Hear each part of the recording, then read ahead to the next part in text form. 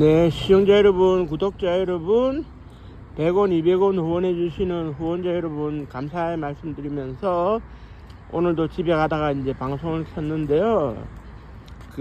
제가 아직 유튜브 동영상 편집 실력도 부족하고 자막을 넣는 것도 아직은 좀 부족한데,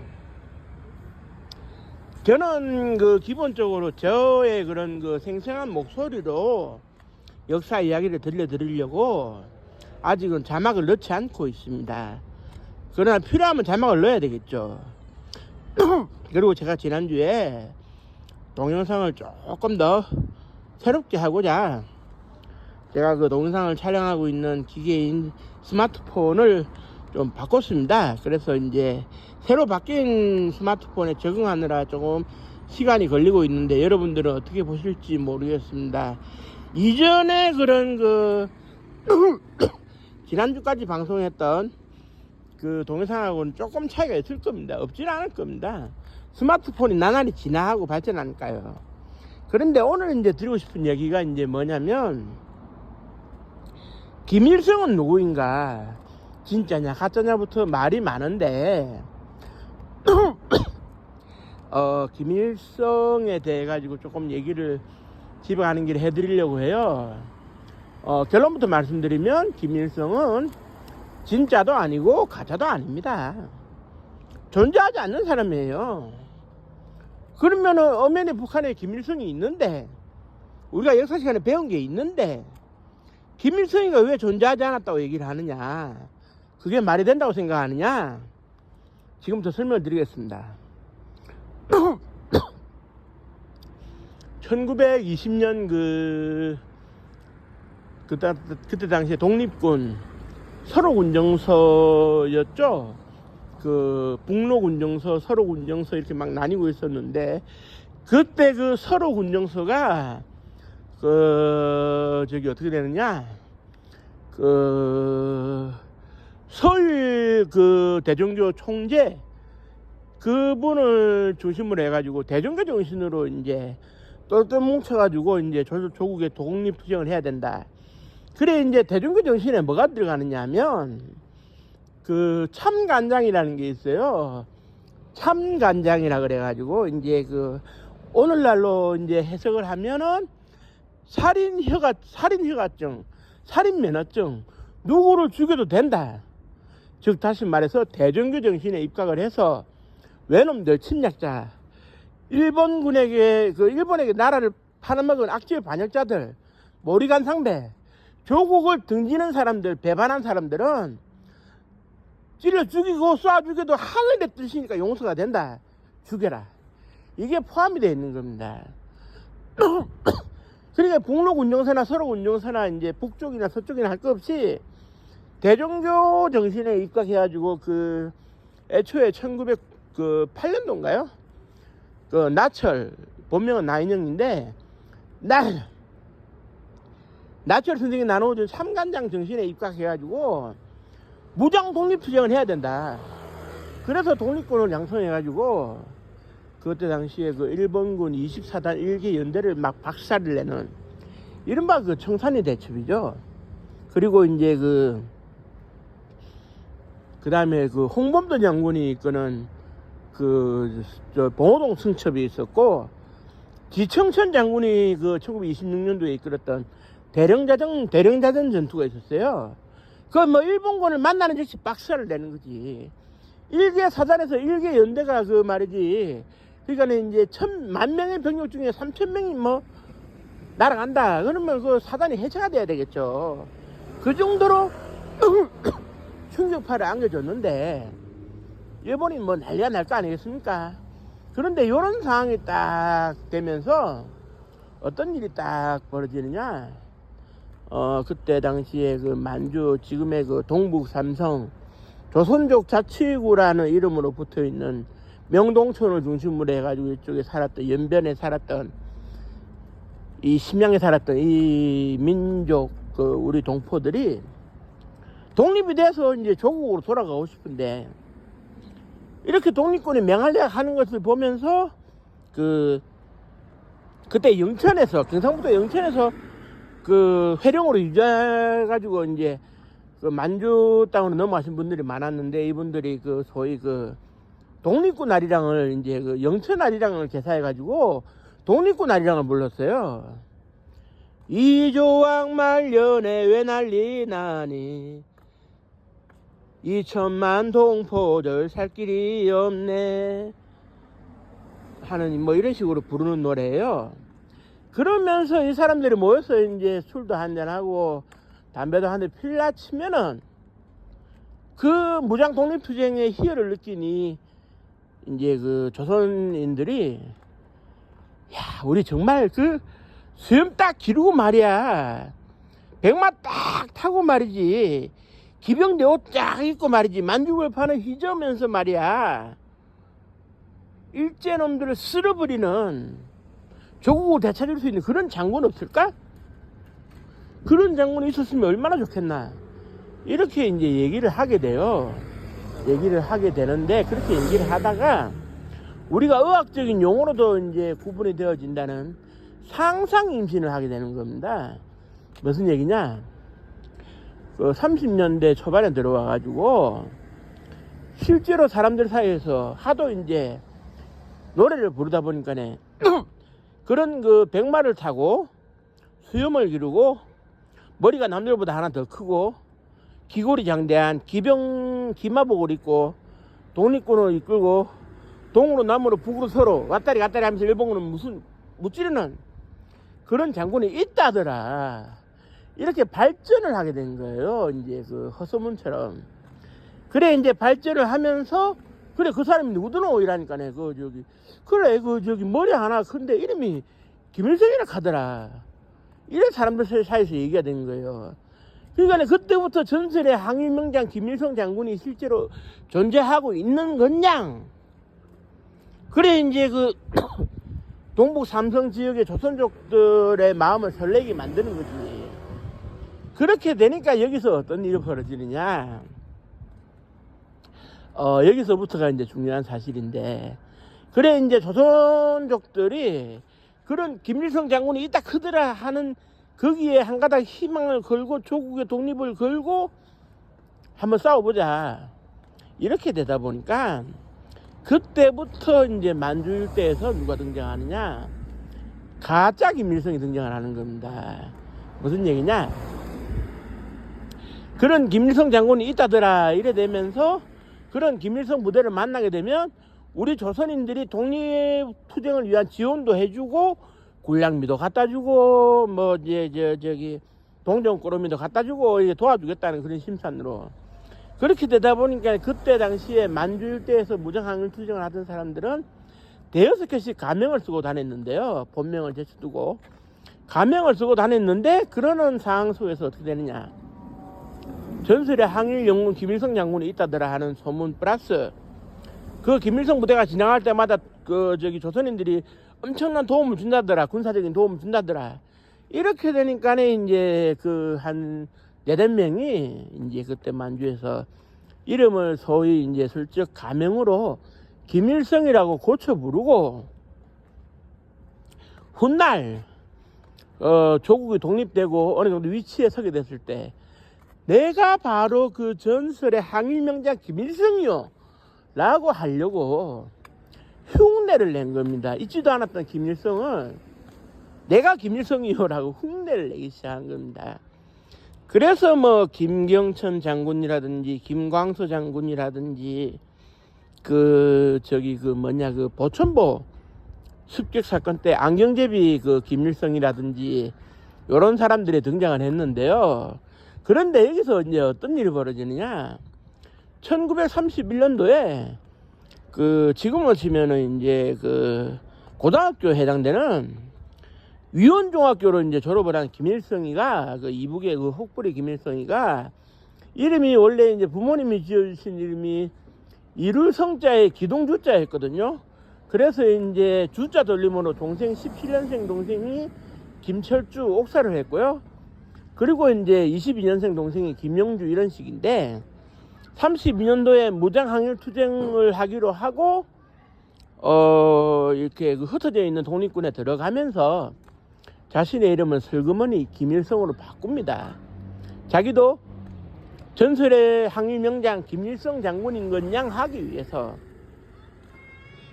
그런 가운데 1941년도에 하바롭스크에 있는 소련이 이제 그 조선인들과 중국인들 조금 이제 데려와 가지고 동북 지역을 조금 활용해 보겠다 해가지고 이제 구성한 그 부대 있죠. 88 독립특별저격여단이라고, 소위 그런 그 88여단이라고 불리우는 그 부대인데, 이 88여단에 김일성이가 들어갔는데, 이때 이 김일성이는 뭐 딴 거 없었어요. 그러니까 우리가 그 북한의 지도자라고 알고 있는 그 혹부리 김일성을 말하는 건데, 소련군에서 소련군 행세를 한 겁니다만은, 여기서 중요한 것은 해방 공간에 이제 튀어나왔을 때, 소위 그 뭐라 그래야 될까, 그때까지는 김일성에 가까운 흉내, 그러니까 사람들이 그리고 있던 이상향의 그런 그 김일성의 모습을 그나마 좀 구현을 해낸 겁니다. 기골이 장대하고 이제 사람보다, 일반인들보다 머리 하나 크다 그러고 배도 좀 나온다 그러고 이제 승마복도 좀 입고 다닌다 그러고 흉내를 낸 거죠.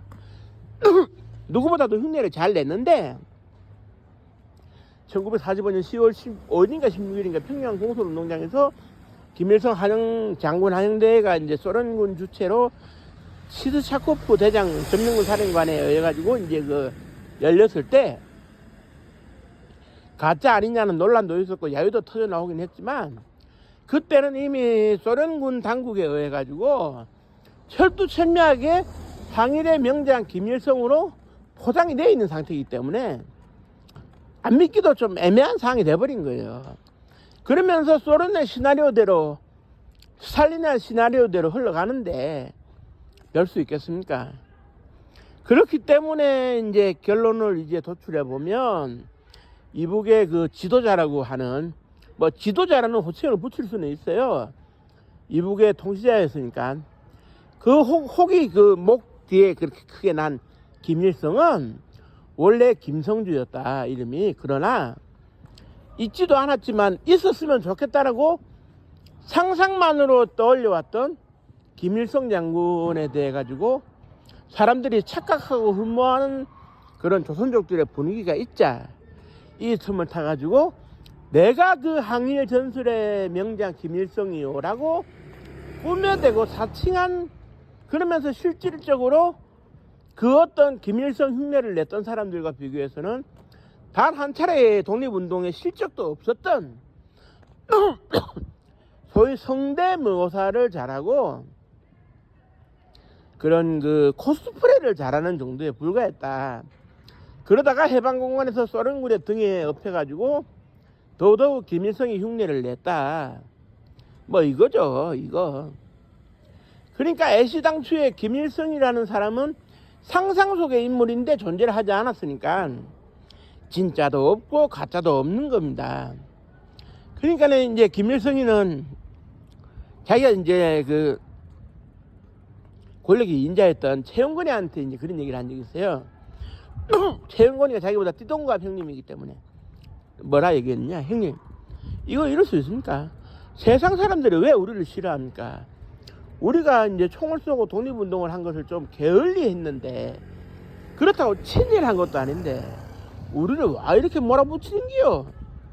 그래 이제 최영건이가 김일성 동지 뭐 별 수 있겠어. 세상은 보고 싶은 것만 보기 때문에 우리가 이해합시다. 이게 김일성이가 속 시원하게 말했던 항일 운동의 전부입니다. 게을리했다. 게을리했다. 그러나 안 한 건 아니다. 그리고 친일은 절대 하지 않았다. 그렇지만은 항일을 게을리한 대신에 뭘 했느냐?